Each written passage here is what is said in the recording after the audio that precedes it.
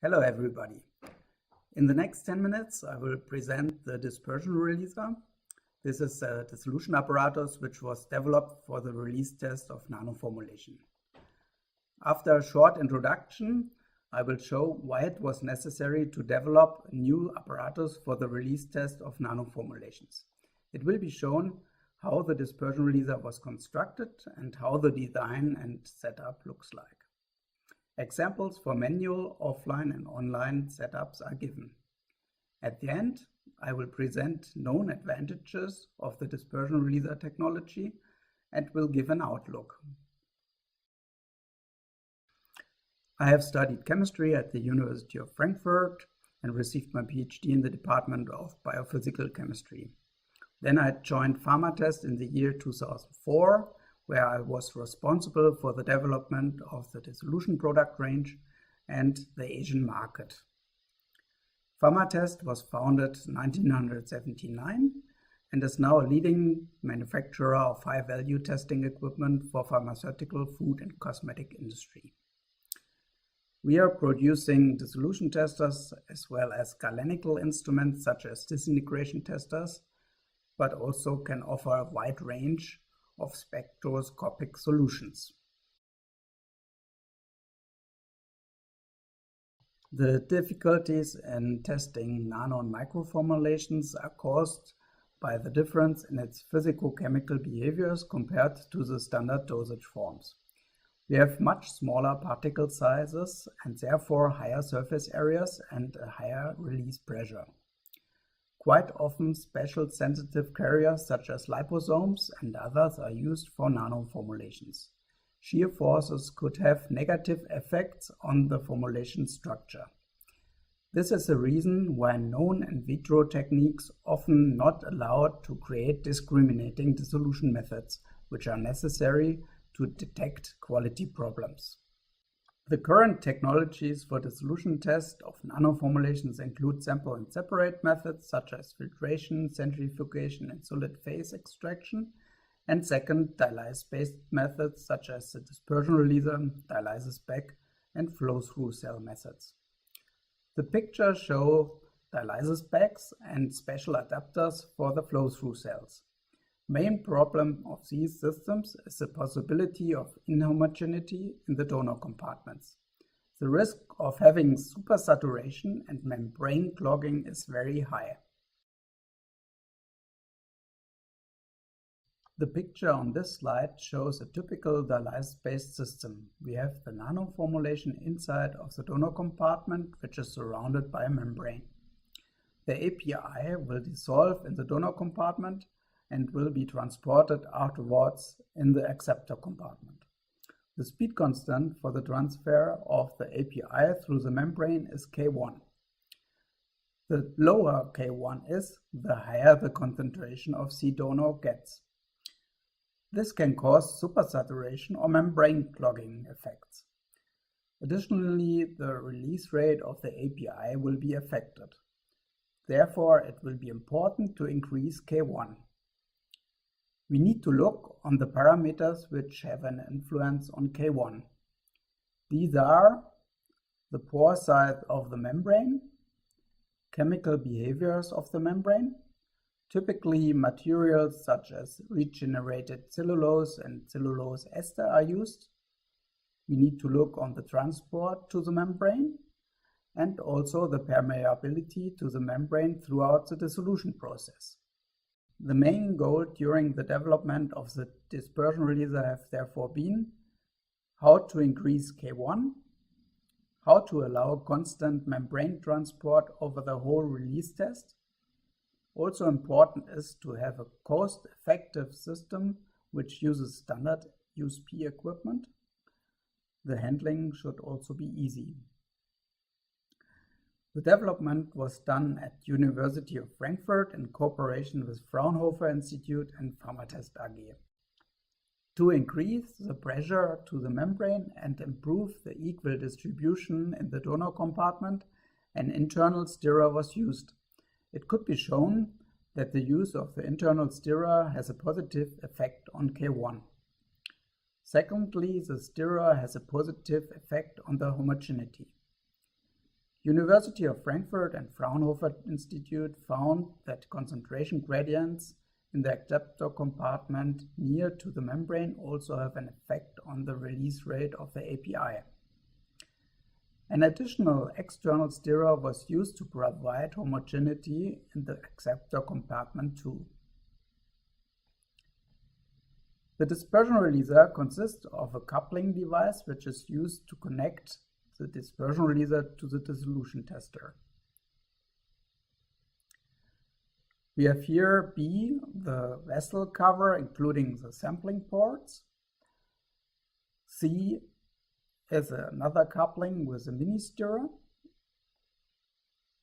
D is the donor compartment, which is typically surrounded by a membrane.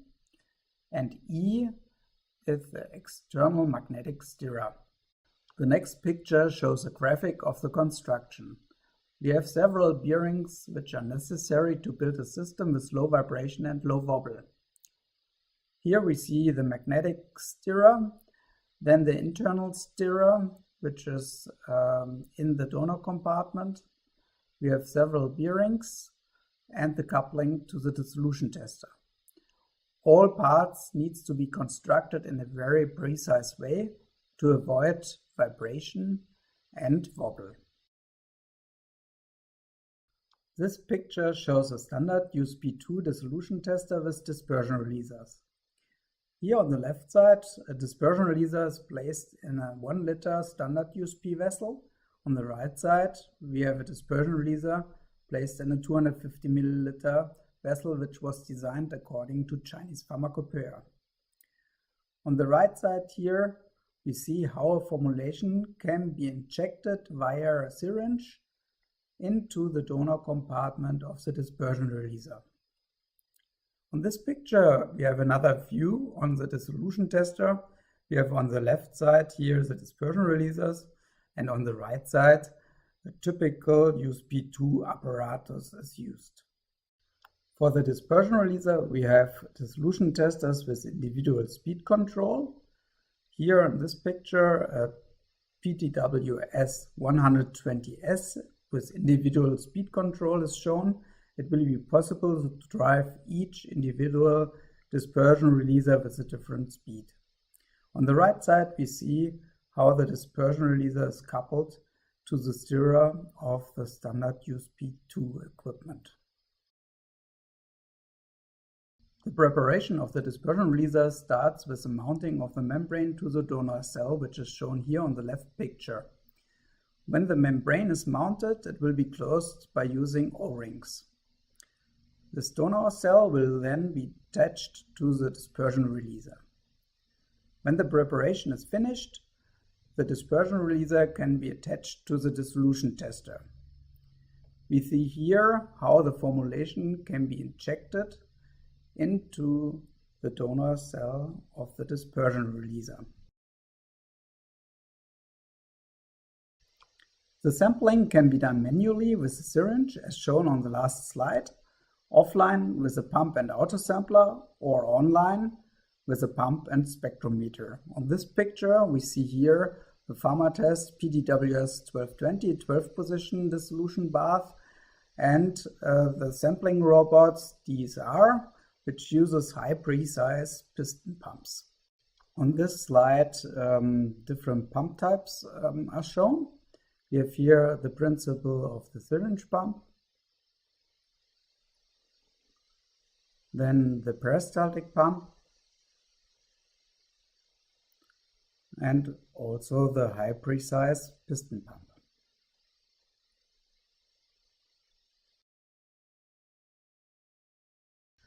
The sampling from the dispersion releaser can also be done in an online mode. We see here on this picture the PTWS 1420, which is a 14 vessel dissolution tester, and the pump and the TDAS-L diode array spectrophotometer with a 14 cell changer. We use TDAS-L diode array spectrometer for the online measurements with the dispersion releaser. We see here on the left side the light source, which is a tungsten and deuterium lamp, fiber optic cables, the measurement cell, which could be a cuvette, and the diode array detector.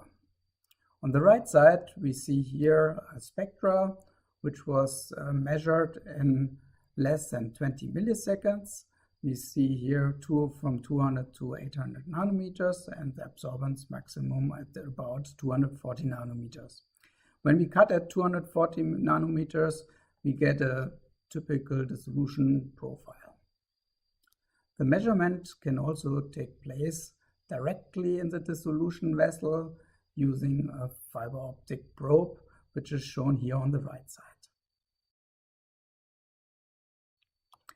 I have shown the main principle of the DR. The main advantages compared to conventional systems are: due to the internal stirrer, we have an increased transfer through the membrane. K1 is increased. We have a constant membrane transport over the whole release test and therefore a possibility to create robust discriminating dissolution methods. A standard USP2 equipment is used. It is a robust and cost-effective system which can also be used for other type of dissolution tests with pedal and baskets. It could be shown in different publications that a physiological environment could be simulated and a prediction of in vivo performance could be given.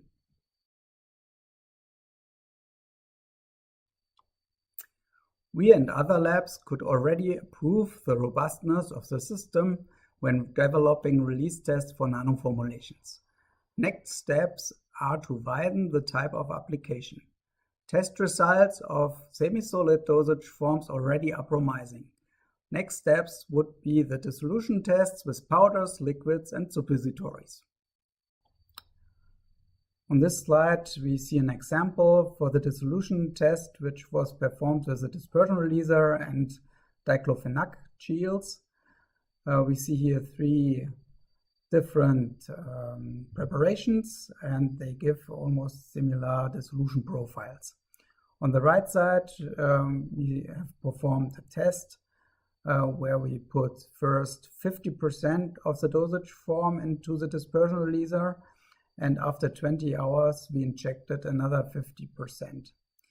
The graphs here are similar, which means that membrane transport is not affected over the time. At the end, we would also recommend literature which gives you more detailed information about the application of the dispersion releaser. We want to thank the University of Frankfurt and Fraunhofer Institute for the excellent cooperation. Also, we would like to thank the Löwe initiative of the state of Hessen, Germany, which has supported the project. I thank you for listening. My name is Dirk and I would be pleased to answer your question. You can contact me under the email address d.balke@pharma-test.de. Thank you again. See you. Bye.